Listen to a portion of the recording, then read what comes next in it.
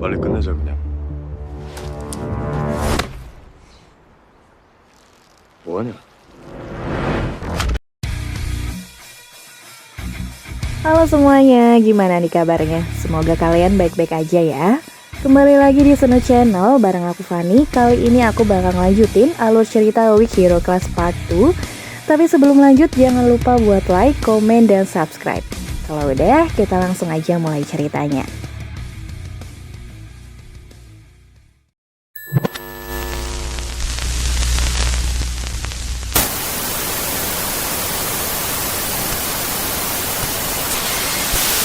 Di episode sebelumnya, ketika Yeon Si-eun dikeroyok, Suho akhirnya tiba di sana dan langsung menghajar balik Jong-suk dan yang lainnya. Kemudian membawa Yeon Si-eun pergi. Akan tetapi, Jong-suk langsung bertindak sehingga pertarungan pun kembali terjadi.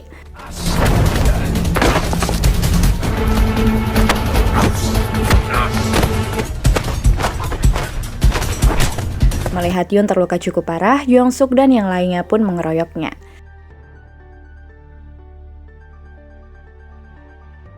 Sementara itu saat Yongbin mengambil botol kaca berniat untuk memukul kepala An Suho, Oh-bum datang di waktu yang tepat dan langsung menolong mereka.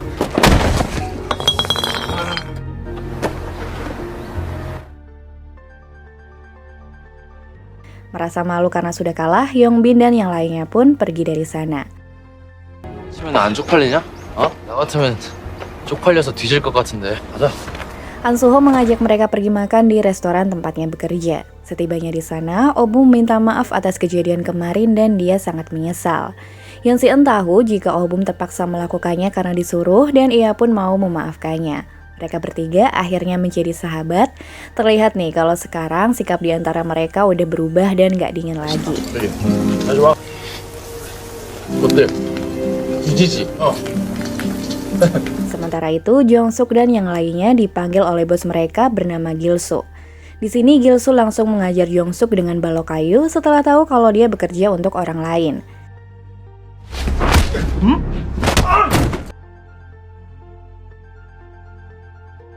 Singkat cerita, Yongbin di rumah sakit bertanya apa yang telah terjadi, namun Jong-suk hanya diam dan yang menjawab adalah Gil-soo.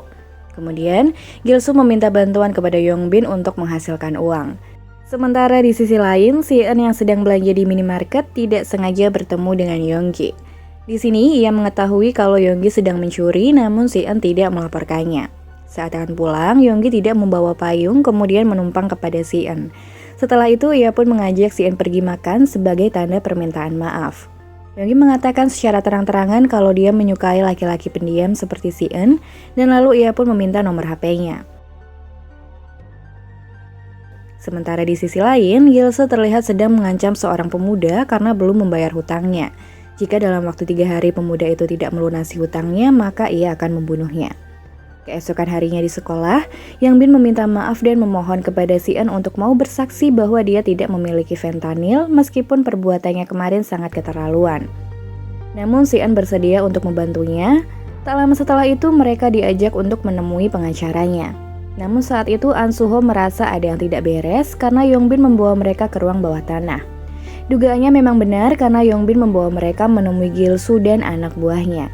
Di sini ia pun memeras mereka dengan meminta uang ganti rugi sebesar $17.000 karena sudah melukai tangan anak buahnya. Suho tahu kalau itu hanya omong kosong, akan tetapi ia tidak bisa berbuat apa-apa setelah Gil-soo mengancamnya dengan pisau. Gil-soo memberikan waktu selama 3 hari untuk membawa uang tersebut. Jika tidak, mereka akan dibunuh. Dan dalam waktu 3 hari itu, mereka selalu diawasi oleh Gil-soo dan anak buahnya, bahkan mereka berani datang ke sekolah. Malam harinya, Si-eun mengajak Yonggi untuk bertemu. Si-eun bertanya siapa Gil-soo sebenarnya. Yonggi menjelaskan bahwa dia adalah orang berbahaya yang bisa membunuh demi uang. Jika ingin selamat, Yonggi menyarankan agar memberikan dia uang walaupun hanya setengahnya. Akan tetapi, Si-eun menolak mengingat ia tidak bersalah. Yonggi memberitahu bahwa Gil-soo menjalankan situs judi online yang dimana itu semua adalah penipuan. Saat orang-orang bermain di situsnya, ia sengaja membiarkan mereka menang hingga mendapatkan puluhan ribu dolar. Ia melakukan itu agar mereka ketagihan bermain hingga uang mereka habis. Di saat itulah ia akan mendekati mereka dan meminjamkan uang dengan jumlah besar. Kebanyakan dari mereka tidak mampu bayar, bahkan ada salah satu siswa yang membawa mobil orang tuanya untuk dijadikan jaminan. Terungkap fakta, Yonggi dan yang lain adalah korban kejahatan Gilsu. Mereka dijadikan kurir narkoba yang membuat mereka tidak bisa kabur karena terikat oleh hutang.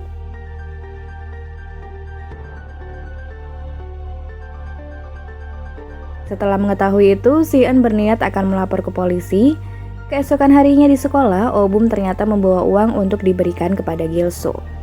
Melihat uang sebanyak itu, mereka lalu bertanya dari mana ia mendapatkannya. Ia mengatakan bahwa ia menjual jam pemberian ayahnya, padahal sejatinya ia mencuri. Di sini mereka menyuruh Oh-bum untuk membawa uang itu kembali. Si-eun kemudian memberitahu kalau Gil-soo tengah menjalankan situs judi online dan dia akan segera melapor ke polisi. Mengetahui itu, Suho memiliki rencana untuk menghadapi orang seperti itu. Saat pulang sekolah, Suho pergi sendiri untuk mencari bukti kejahatan Gil-soo. Ia meminta Si-eun untuk melapor polisi setelah ia tiba di rumahnya. Dengan santai, ia pun menghampiri Gil-soo. Suho mengatakan bahwa ia bisa membuat Gil-soo mendapatkan lebih banyak uang dengan beberapa perubahan dalam situs judinya. Suho menjelaskan kalau dia harus memberikan $50 sebanyak 3 kali kepada yang mendaftar di situsnya. Dengan begitu, ia baru bisa menerapkan sistem rujukan. Suho menjamin kalau siswa di sekolah ini akan banyak yang mendaftar karena dialah yang menguasai sekolah ini. Merasa tertarik dengan rencana tersebut, ia pun membawa Suho pergi ke rumahnya. Sebelum pergi, Yonggi mengatakan kalau dia akan menunggu kedua teman Suho agar tidak kabur. Setelah mereka pergi, ia pun menemui Si-eun dan memberitahu alamat tempat tinggal Gil-soo. Oh-bum yang khawatir dengan keadaan Suho, ia pun akan menyusulnya, namun Si-eun menahannya karena terlalu berbahaya.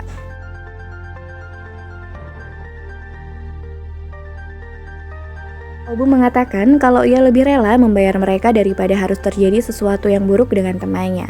Yongsuk yang melihat kedekatan mereka pun kemudian bertanya apa yang telah terjadi, dan Yonggi menjelaskan kalau dia akan mengirim Gil-soo ke penjara dan sepertinya ia setuju dengan hal itu.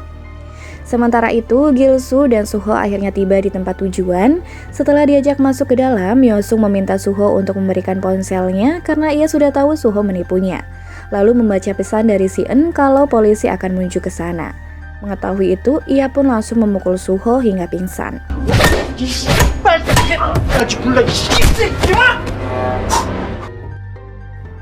Tak lama setelah itu, Oh-bum akhirnya tiba di sana. Namun saat akan masuk ke dalam, ia pun melihat Suho yang sudah pingsan. Oh-bum lalu memberikan uang dan meminta temannya dilepaskan. Akan tetapi, ia langsung dibawa bersama dengan Suho. Tak lama setelah mereka pergi, Si-eun dan polisi akhirnya tiba. Namun karena di sana tidak ada siapapun, kedua polisi itu pun pergi karena mereka tidak mendapatkan surat perintah. Sebelum itu, mereka meminta Si-eun untuk melapor kembali setelah memiliki banyak bukti.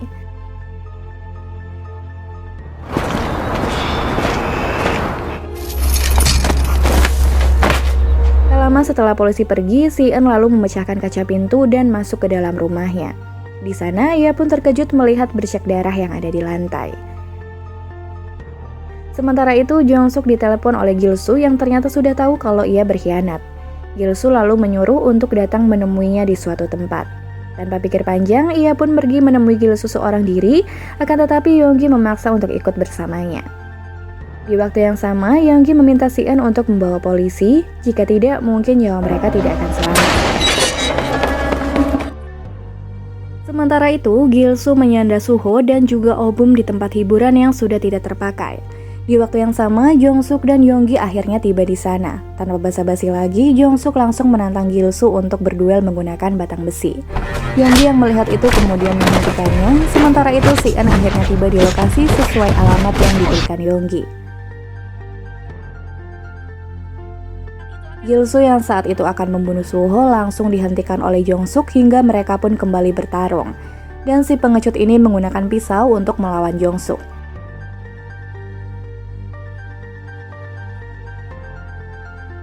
Saat akan membunuhnya, Yonggi langsung memukul kepalanya menggunakan balok kayu. Meski begitu, ia masih bisa bangkit dan langsung mencekik lehernya.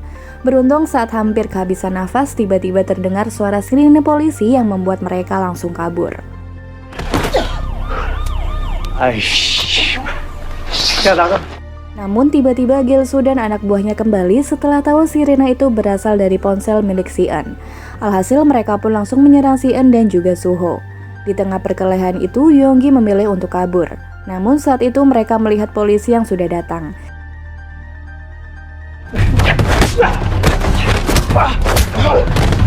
Saking takutnya, Oh Bum hanya bisa diam menyaksikan pertarungan itu. Saat itu Si-eun harus terluka setelah mendapat serangan dari Gilsoo. Tiba-tiba datang polisi yang langsung melepaskan tembakan. Peringatan Gilsoo mengalihkan perhatian si polisi hingga ia pun berhasil kabur. Akan tetapi Si-eun langsung mengejarnya, ia berhasil mengejarnya dan mereka pun akhirnya baku hantam.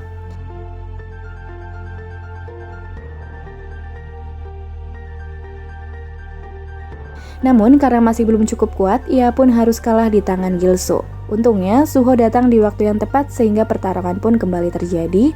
Meskipun 2 lawan 1, namun mereka masih kewalahan melawan si Gilsoo.